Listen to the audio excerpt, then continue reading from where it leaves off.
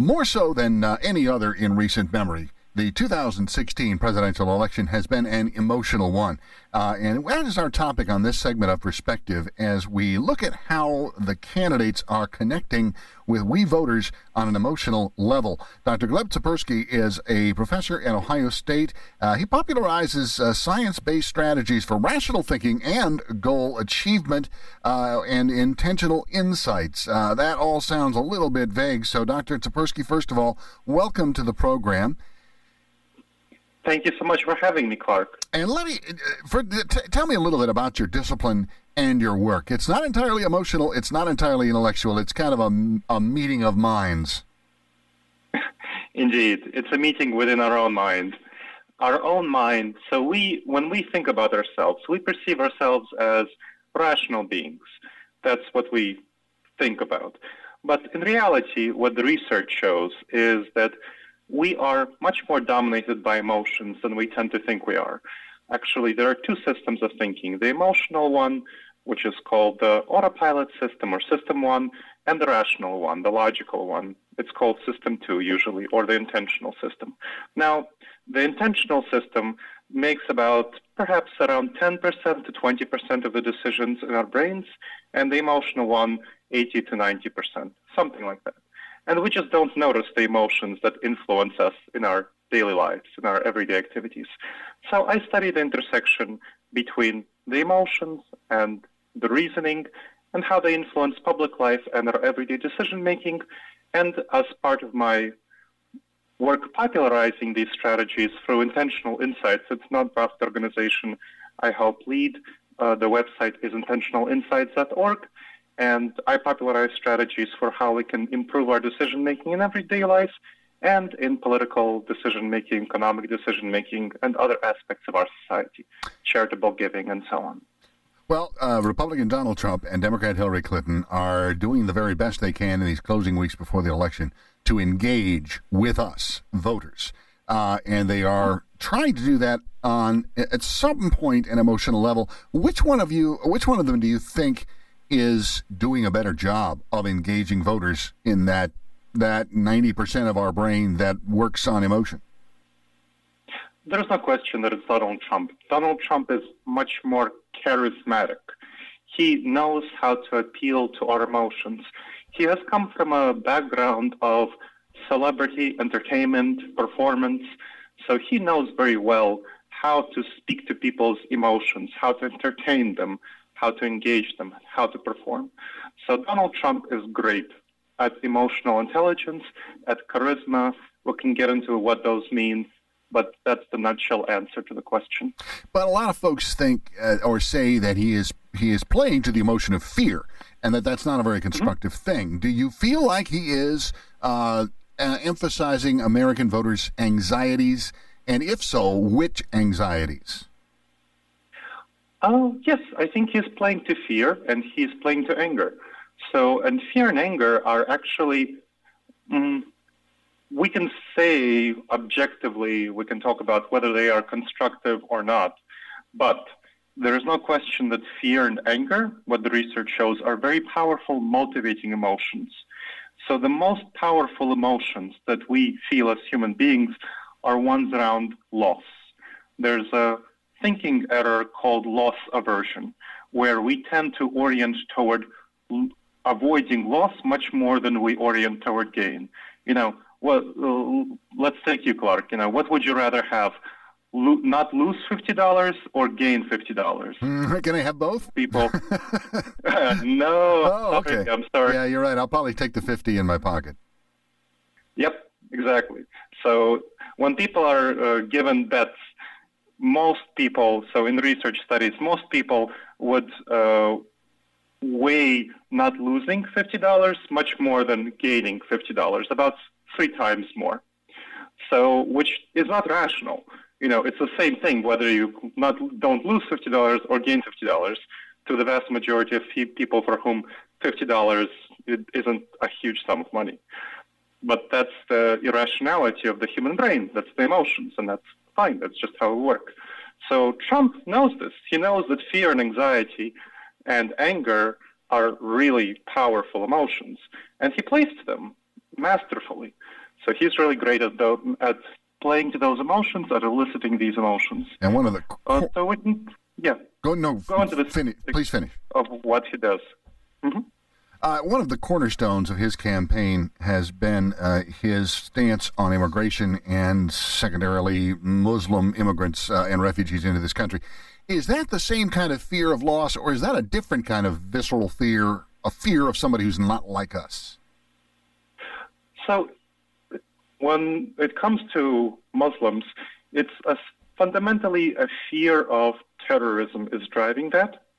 So fear of harm, fear of destruction, Fear before 9/11, there wasn't nearly as much fear of Muslims. Now, after 9/11, the fear of Muslims rose, and we see more anti-Muslim bias. And then it tapered down until Donald Trump came into the picture, and he started criticizing Muslims harshly. He started saying, no more Muslims immigrating in the United States and policing Muslim communities, basically blaming Muslims for terrorism, despite the fact that the vast majority of Muslims are in no way associated with terrorism. There are, of the 9 acts of terrorism last year, there were 7 of them in the United States were committed by Muslims. There are a few million Muslims in the United States. That means that there are out of all the Muslims, 1 out of 300,000 committed a terrorist act.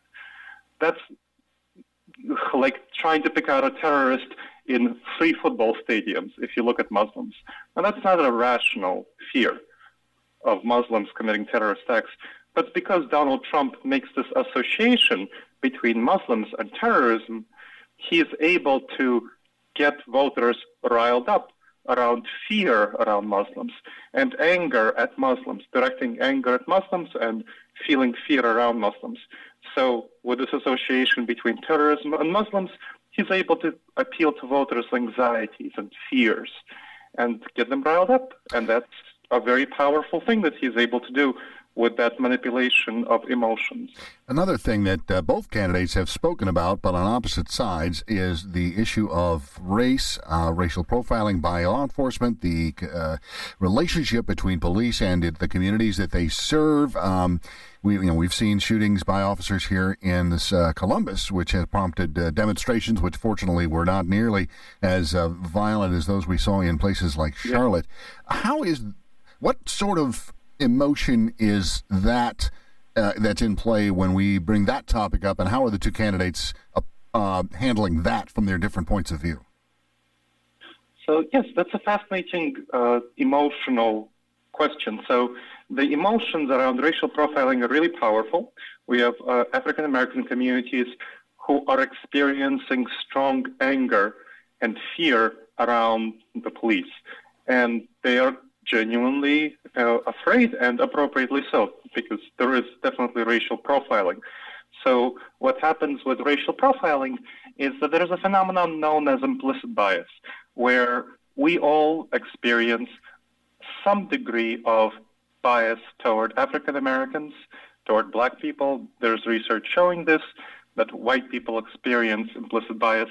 So we intuitively judge black skin as a negative characteristic, despite there being no rational reason to do so. It's just an intuitive perception influenced by our cultural sensibilities and by the history growing up.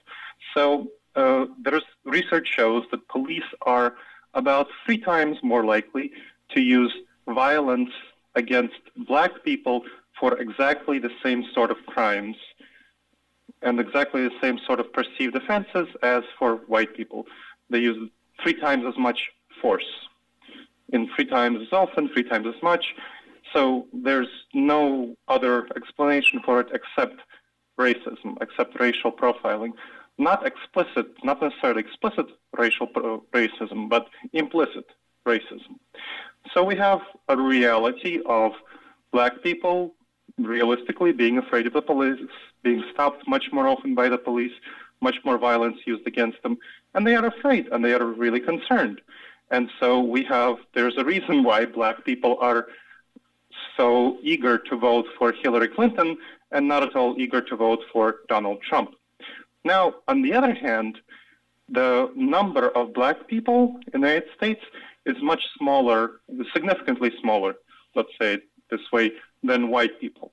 And white people are afraid of black people, of these perceived riots, of the protests, like you said in Charlotte. That's scaring a lot of white people. They're worried about what's going on there. And Donald Trump is promising law and order. If you watched his debate, the thing he pounded on was law and order, where he was questioned about the racial profiling and so on. So law and order. He wasn't talking about changing the police structure. He wasn't talking about improving police training by having them have more training around implicit bias. He was talking about more police, as if that would fix the problem. However, to the people he was speaking to, the white people who are his base supporters, they are afraid of black people. They're afraid of these tensions. And so to them, having more police is the answer. So to his base, he's conveying that message of law and order. Almost every election, especially for president, eventually comes down to the economy. Are Americans anxious? Are they afraid of the economy? Is that something is that a fear that these candidates can play to?